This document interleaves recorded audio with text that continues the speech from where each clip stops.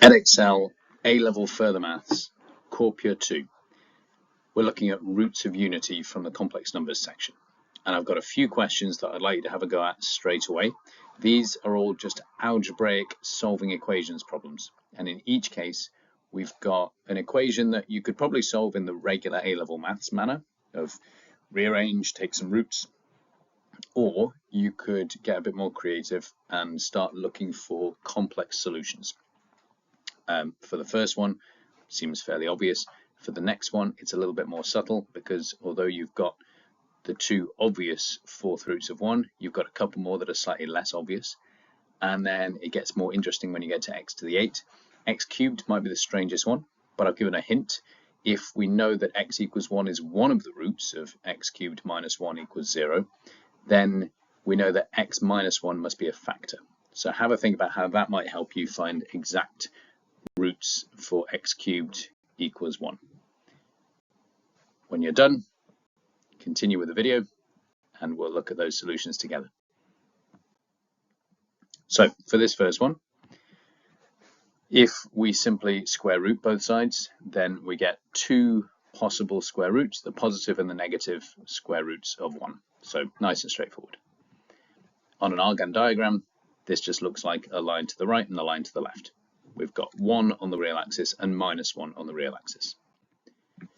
For the fourth roots, things get a bit more interesting. We can break it down like this. We can say that if x to the 4 is equal to 1, then x squared is equal to either 1 or minus 1. And then for each of those two, we can solve. X squared equals 1 is just the roots we've already found. X squared equals minus 1, that is the characteristic equation that leads to the imaginary unit I. And if you think about it and check, I to the 4 does equal 1. But of course, the negative of I will also be a valid square root of negative 1, and therefore a valid fourth root of the number 1.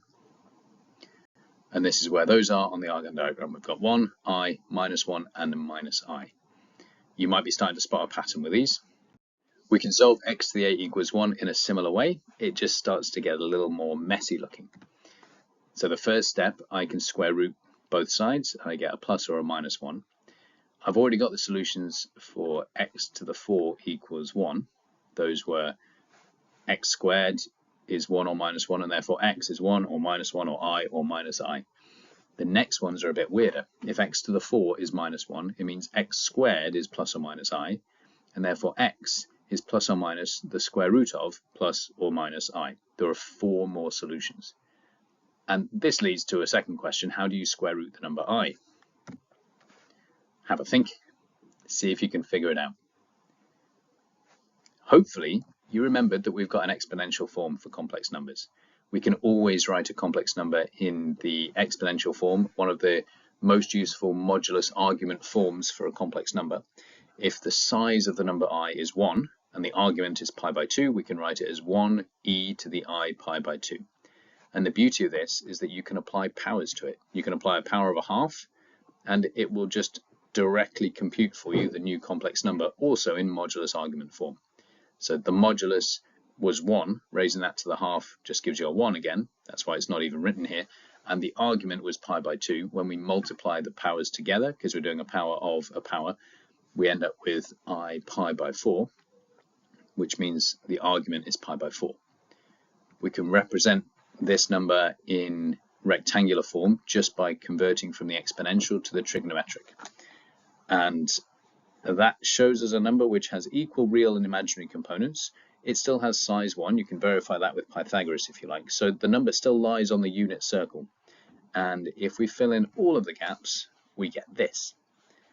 Now remember, if the square root of I is a solution, the negative square root of I should also be a solution, because we're going to square it to find the next level up and square it again. So it's worth noting that the arrow we can see pointing up and right, northeast in the first quadrant, is matched by an arrow pointing down and left, southwest, in the third quadrant. That is the negative square root of I, minus 1 over root 2, minus 1 over root 2i. And although it may not be immediately obvious, that is also a number that you could square and end up at I. The difference is, instead of an eighth of a turn being doubled to give you a quarter of a turn, which is what happens when you go from the positive square root of I all the way to I, what we have is something that's more like 5/8 of a turn being doubled to give you 10/8 of a turn. But 10/8 of a turn is just 5/4 of a turn, which is a full turn plus another quarter turn. That gets you to the same place. It ends up pointing directly upwards, due north, in the I direction. The fourth one of these questions breaks the rules a little bit. We're no longer dealing with powers of 2 for our powers of x. We've now got a 3. If we can find square roots, fourth roots, eighth roots, we could, in theory, continue that process indefinitely, just like creating a more and more sophisticated compass, northeast, north by northeast, south by east, southeast, whatever you want to go with. But ultimately, we want a method for dividing not just into binary fractions, but literally anything. So let's have a look at what happens with the cubed solution. The first thing to notice is that we can rewrite this, just like my hint suggested. If we write it as x cubed minus 1 equals 0, we can make use of the fact that we already have one root. In fact, the trivial one, even regular A-level maths or indeed GCSE maths students would probably be quite comfortable finding. We know that x equals 1 will solve this equation. Well, if x equals 1 solves the equation, then x minus 1 must be a factor of x cubed take away 1. And you can work out the corresponding quadratic factor in a number of different ways. You can use inspection. So you can say, I know it will be a quadratic if I divide it by x minus 1. What would the quadratic be? It's got to start with x squared so that we get an x cubed term. And then if I have an x squared, I get x cubed take away x squared. I don't want any x squareds, not even a negative one. So I add an x term, that cancels out the x squared, etc., etc. Another way to do this is regular algebraic division. However you go about it, you should end up with this quadratic x squared add x add 1. There are reasons why it comes out so nicely with all the coefficients 1, and we'll get to that in due course. But for now, this is enough to solve and find the other two cube roots of 1. The first one is the trivial one. The second one comes from the quadratic factor.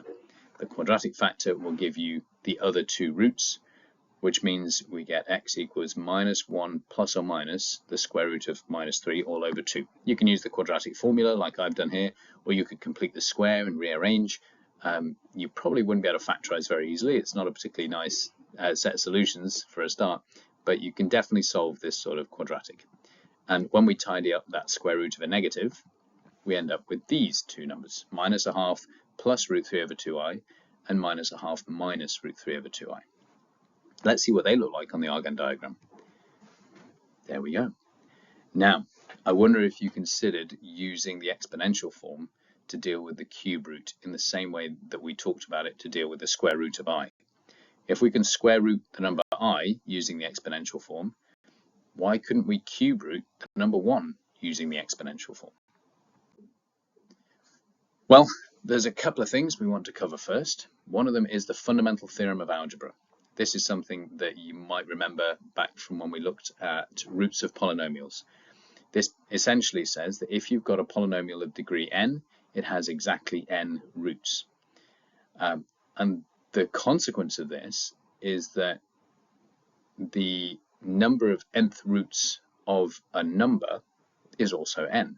In other words, we should expect 3 cube roots of 1. We should expect 7 seventh roots of 1. There should be 7 different numbers that can multiply by themselves 7 times to give you an answer of 1. Now, the small print here is that those numbers are not necessarily real numbers, and they're not necessarily distinct. So in some cases, you get a messy enough polynomial, you might get repeated roots. When you're cube rooting or fourth rooting a number, you don't necessarily get 3 or 4 real solutions. In fact, you don't. If you're just cube rooting a real number, there's only one real solution. The other two are going to be complex. They'll be complex conjugate solutions, but they'll be complex. Let's take a look at this diagram. This shows the fifth roots. So in general, you would expect the nth roots of unity, which is the phrase used. Roots of unity is a fancy way of saying the roots of the number 1. Unity just means 1. Those roots will always form a regular polygon centered at 0. Because they're roots of 1, all of them will have size 1, so you can also see that these points lie on the unit circle. They're all equally spaced around the unit circle. We can tell from this picture that we're looking at the 5th roots of 1. So one of them is obvious, the number 1, but the others are less obvious. There's a couple that have a small real component and a large positive or negative imaginary component, and then there's a couple at the far left that have a large real component but negative, and then a smaller positive or negative imaginary component. To find the 5th roots of unity, we can literally just use the exponential form. But you'll notice a fundamental difference. When I represent 1 in exponential form, I don't just write it as e to the 0i. It's perfectly valid to think of the number 1 as having an argument of 0, but it's also valid to think of it as having an argument of 2 pi. So I could write 1 as e to the 2 pi I. And if I start thinking outside the box and I'm prepared to take a complete turn and say the argument is 2 pi, why not do it again? Why don't we say the argument is 4 pi or 6 pi or minus 2 pi or minus 8 pi? We can jump multiples of 2 pi just like you can jump multiples of 2 pi on a sine or a cos graph and end up at exactly the same value. Let's see what this looks like when we do it with e to the 2k pi I. In other words, we represent all possible ways of writing the number 1 by throwing a k in there, and we've got all those multiples of 2 pi automatically given for us. When we raise both sides to the power of a 5th, we just get 2k pi by 5i, and then we can choose a few values for k. Now I've gone with 0, 1, 2, 3, and 4. You could go with 1, 2, 3, 4, and 5. You could go with minus 2, minus 1, 0, 1, and 2. You could get even more creative, but generally what you're looking for is 5 different numbers that will give you 5 different answers. If you go more than 5, it's not wrong, it just starts giving you repetitions of the roots you've already found. So for instance, in this case, if I use k equals 5, then I get e to the 2 times 5 times pi divided by 5i. I get e to the 2 pi I. If I use k equals 0, I just get e to the 0i. And those two numbers are the same. E to the 2 pi I and e to the 0i are both the trivial root of 1. So it doesn't give me any new information. The same would happen if I went to 6. It would give me the same root as when k equals 1. So it doesn't matter which 5 numbers you choose, but it makes sense to choose 5 consecutive numbers so as not to complicate things. And when you find yourself repeating, stop. So if we're expecting 5 roots, stop when you've got 5 numbers. Let's see what these look like when you substitute in those values for k. And we can track it back a second and say, well, let's start with the most fundamental way of writing the number 1. If the number 1 is e to the 0i, when we raise that to a power of a 5th, we get e to the 0i. Alternatively, we can say the number 1 is also e to the 2 pi I, and if we raise that to the 5th, we get e to the 2 pi by 5i. The same thing works with the other 3. We're just thinking of 1 as being a series of different looking but equivalent valued things, e to the 4 pi I, e to the 6 pi I, e to the 8 pi I. And of course, we've got alternative ways of writing each of these. One of the first things you'll recognize, perhaps, is the symmetry in the diagram can be represented by symmetry in the roots that you're writing down. E to the 0i is, of course, a more convoluted way of writing the number 1, but e to the 2 pi by 5i and e to the 8 pi by 5i are actually just mirror images of each other. If you turn a 5th of the way around the circle, or you turn 4/5 of the way around the circle, where you end up is the same as turning a 5th or minus a 5th. You can either go anti-clockwise 4/5 of a turn, or you can go clockwise 1/5 of a turn. And that's what's represented here by replacing the e to the 8 pi by 5i with e to the minus 2 pi by 5i. Another way of doing it numerically would be to say I can always subtract 2 pi from whatever argument I have, or add 2 pi. You can add or subtract multiples of 2 pi. So if you've got 8 pi by 5, you're allowed to add or subtract 2 pi. Well, let's subtract 2 pi, which is 10 pi by 5. 8 pi by 5 minus 10 pi by 5 is minus 2 pi by 5. Same thing happens with the 4 pi by 5i and the 6 pi by 5i. If you've gone 2/5 of a turn and then 3/5 of a turn, the 3/5 is the same as negative 2/5. So we've got a couple of different ways of writing them. And as I mentioned, if you try other values of k, you still get valid solutions, but they might be repeats of the solutions you've already found. What I'd like you to do now is take some time to look carefully at this diagram. We've still got a diagram that represents the fifth roots because it's a good way to describe in general what happens with nth roots. We've represented them on the unit circle and they're all equally spaced. I want you to think about roots in terms of powers, the sum of all the roots, and how we might generalize to find the roots of a different number.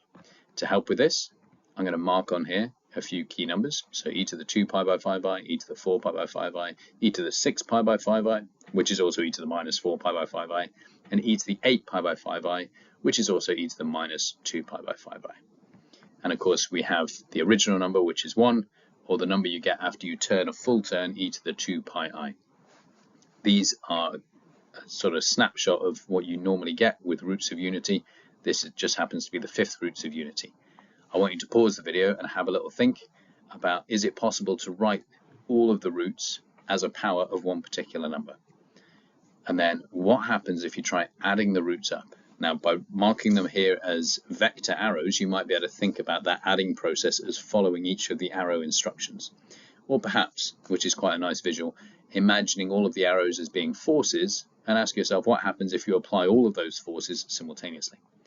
And finally, the roots of any number. How do you think you could generalize this process that we use to find the roots of the number 1 to help us find the roots of the number 6 or the number 5 minus 2i?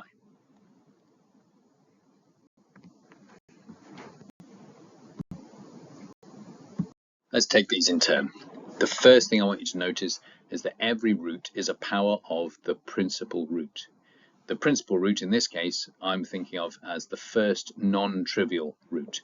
So I'm going to argue that the number 1 is a trivial root. It doesn't help us to get anywhere, particularly in its form 1. But e to the 2 pi by 5i does. We can square it and we end up with e to the 4 pi by 5i, or we could cube it and we get to e to the 6 pi by 5i, or raise it to the 4 and get e to the 8 pi by 5i. And if we raise it to the 5, we get all the way back around to e to the 10 pi by 5i, which is e to the 2 pi I, which is 1. So this gives us a really helpful way of representing the roots of unity. We often use omega, and if you happen to write it as a W, the exam board do understand that those two things are almost indistinguishable in handwriting form particularly, so don't worry over much about whether omega and W look the same. The nth roots will look like this. The number 1 is always there.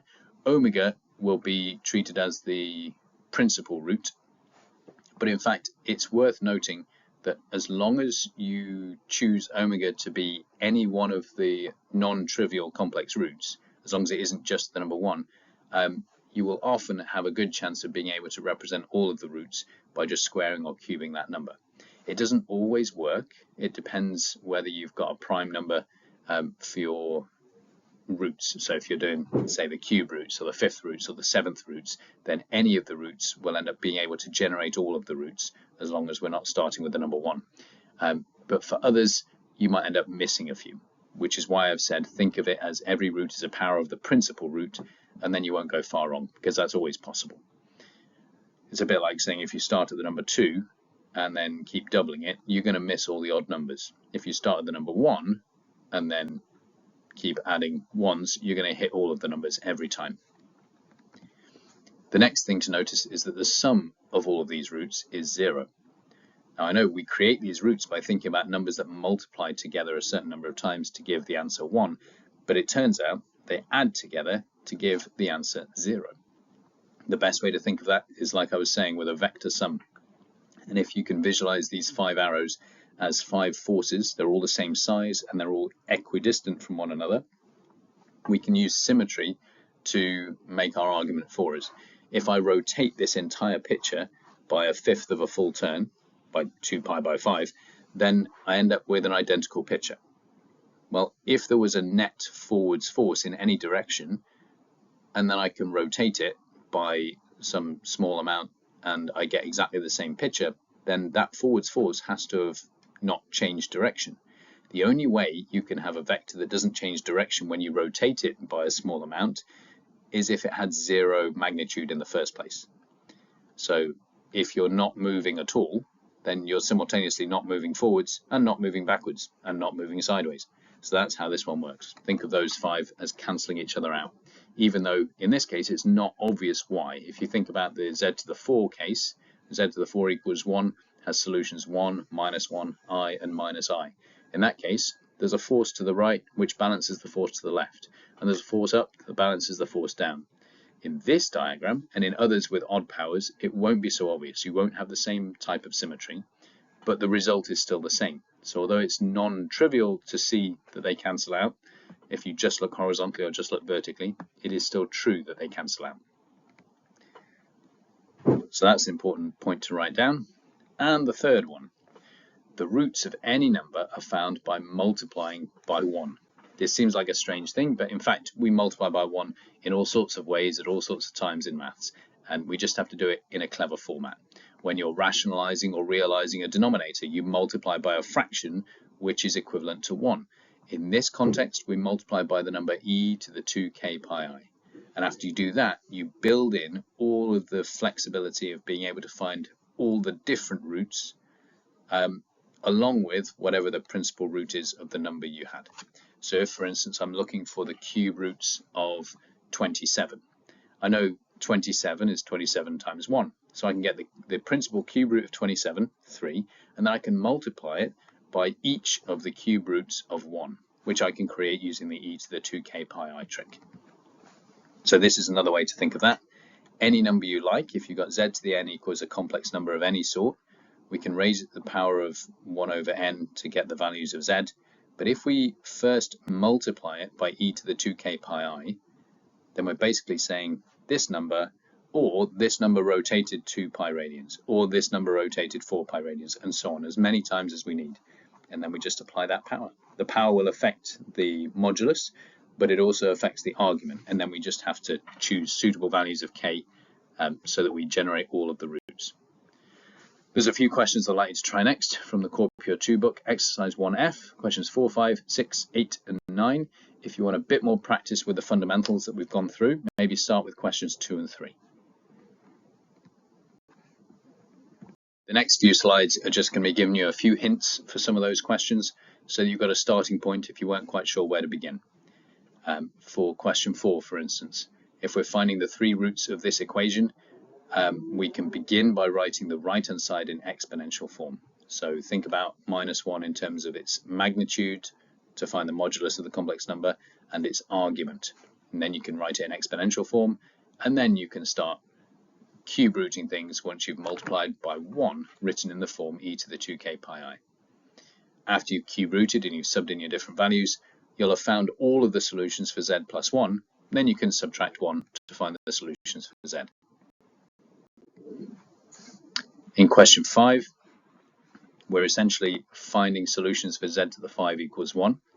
So you can do this using e to the power of 2k pi I and then raise that to the power of a fifth. When you've got that, you sub in k values from 0 to 4, or from 1 to 5, or from -2 to 2, and then when you've done that, rewrite them all in terms of cos and sine. The way this works is that you'll end up with something involving causes and sines for the real part and the imaginary part. And then the final part, for part B, hence or otherwise, show this identity. All you're going to need for this is to recognize that cos of 2 pi by 5 is the same as cos of -2 pi by 5. So think carefully about the angles. If you're not seeing it, if you can't tell what cancels out, maybe try adding or subtracting 2 pi from some of your arguments, because you're always allowed to do that. That works in trig, it works with the exponential form because we're rotating a full turn. In question 6, the first step, finding the modulus and the argument of a complex number, we should be quite happy with. For the second part, hence find all the solutions of this equation. Well, if you've already found the modulus and the argument of the complex number -2 minus 2i root 3, then hopefully you can see the next part is asking you to find the 4th root of that number. So let's write -2 minus 2i root 3 in the exponential form. And then we multiply by 1 in that special format, e to the 2k pi I. Then you can raise to the power 4, power of a quarter, and sub in suitable values for k. You can go with 0, 1, 2, 3 or 1, 2, 3, 4, whatever works best for you. And when you've subbed those in, I'd recommend you then turn them back into rectangular form if you want to be able to plot them easily on an Argand diagram, or perhaps as long as you can plot the first one, you'll be able to use the fact that each new root will be a quarter of a turn rotated from the old one. You might find it interesting to see what kind of result you get for this, because we're no longer finding the fourth root of the number 1, we're finding the fourth root of something a little bit different. See what they look like on the Argand diagram, see what's the same compared to roots of unity and what's different. And if you want a similar question, question 7 does the same sort of thing as this. In question 8, once again, we're asked to find the modulus and the argument of a complex number. The clue there is that we'll probably find it useful to have the numbers written in exponential form. If you've got z in exponential form, using your answer to part A, you can find z to the 4 in exponential form. And then you want to find values for w, you're going to need to cube root that thing. Before you cube root it, multiply it by 1, but make sure your 1 is written in the form e to the 2k pi I. And we're just going to need 3 values for k, 3 consecutive integers, to substitute in to find the 3 unique roots. In question 9, this is an interesting one. We know how geometric series work. If need be, you can look up the formula for the sum of a geometric series in the A-level maths formula book. We have a first term of 1 and a common ratio of z. So you should be able to calculate the sum of this scary looking polynomial using geometric series. Once you've got an expression for that, you might recognize that this is essentially a roots of unity problem in disguise. So in order to deal with the second part, have a careful look at the kind of solution you got for the first part and think about what that tells you about the kind of roots that will be involved. Finally, I'm going to talk through the solutions to this last question, because there are a couple of sneaky things you might miss if you're not paying very close attention. I know I did when I first did this question. First of all, we've got the equation to solve. We're even given a clue that we need to use the sum of a geometric series. So I'm going to write out my geometric series formula. I sub in the value 1 for the first term and z for the common ratio. And notice you've got 8 terms. It goes from z to the 0, technically, that's the number 1, all the way to z to the 7. So 8 terms, we sub that in, we rearrange, and we end up with z to the 8 equals 1. Then we can do our 8th roots of unity trick. We call 1 e to the 2k pi I, we raise it to the power of an 8th, and we generate all of our values. However, these numbers are not the whole picture. They can't be. We found 8 solutions to an order 7 polynomial. The order 7 polynomial should have 7 solutions, not 8. And hopefully you'll be able to see which one doesn't belong. The very first root we've got in here, e to the 0i, that's just the number 1. Now the number 1 for a start wouldn't make sense for this equation. 1 plus 1 plus 1 plus 1, that would give 8. It wouldn't give 0. Secondly, we made an assumption when we simplified the sum of the first n terms, and that hidden assumption is that it is possible to have 1 minus z on the bottom of the fraction. Now, if z is equal to 1, we end up with 1 minus 1 divided by 1 minus 1. It doesn't make sense. You can't evaluate 0 divided by 0. It's a classic indeterminate form. It's something that doesn't have a fixed value that we can define for it. So we've ruled out the possibility of 1 when we first started using the sum to infinity. And that's fine. The other 7 numbers we've got are all valid solutions to z to the 8 equals 1, and because there are 7 of them, we know that they are a complete set of solutions for the original polynomial.